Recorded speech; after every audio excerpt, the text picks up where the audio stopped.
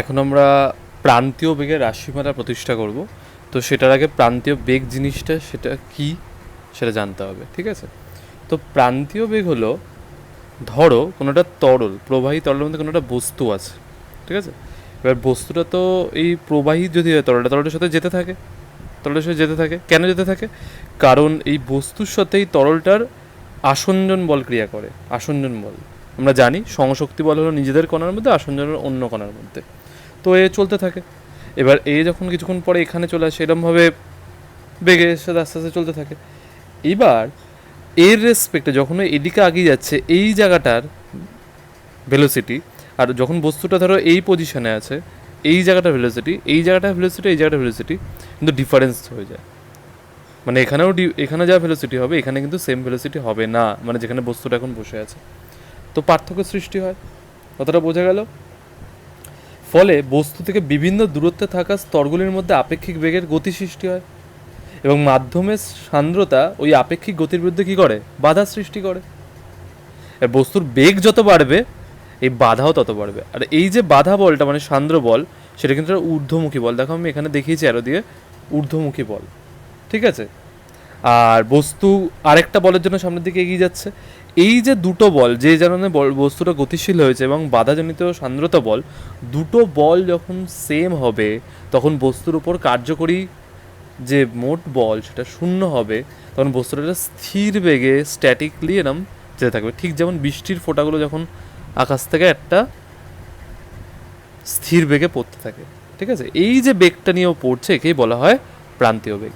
এই প্রান্তীয় বেগ সংক্রান্ত স্টোকস সূত্র দেয়। সে বলে প্রান্তীয় বেগের ক্ষেত্রে যে সান্দ্রতাজনিত যে বলটা কাজ করছে ওপর দিকে, সেই বলটা হলো 6 পাই ইটা আর ভি, ঠিক আছে? যেখানে ইটা হলো সান্দ্রতাঙ্ক, আমি আগে বলেছি, আর হলো ওই যে গোলক বা বস্তুটার যে আছে, বস্তুটার ফোঁটা বা এই যে বিন্দুটা, এটা হলো ব্যাসার্ধ, ঠিক আছে? আর তোমার ভি মানে তো তোমার প্রান্তীয় বেগ, ঠিক আছে? বোঝা গেল এটা? তো এটা হলো স্টোকসের সূত্র। এটা প্রুফ তোমাদের নেই, এটা জাস্ট ডাইরেক্ট এরকম আছে। তো এবার আমরা চলে যাই, যদি আমি যা ভাবি ওজন মানে কি? মাস ইন্টু গ্র্যাভিটি, আর ঘনত্ব মানে ভর বাই আয়তন। এবার সেখান থেকে আমরা ভর মানে কি বলতে পারি? ঘনত্ব ইন্টু আয়তন, ঠিক আছে? তাহলে এমজি মানে কি?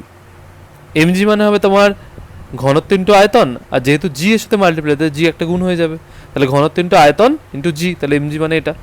আর আয়তন হয় কোনো গোলকের ক্ষেত্রে আয়তন হয় 4/3 পাই আর কিউব, আর জি এর জন্য জি মাল্টিপ্লাই করেছি, আর আর ঘনত্বের জন্য তোমার এইটা মাল্টিপ্লাই করেছি সিগমা, ঠিক আছে?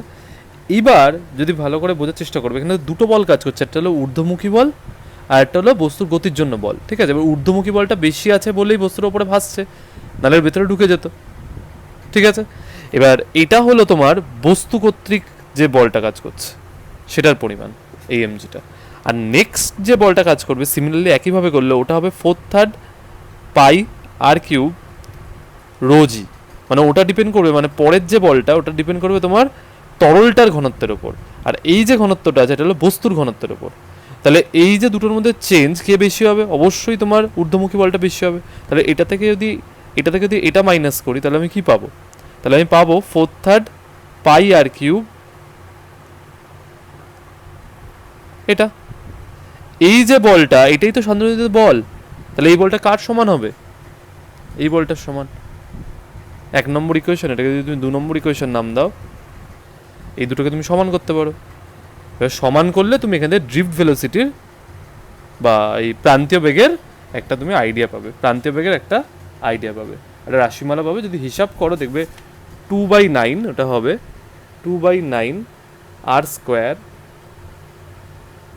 Rho minus sigma g by eta, okay?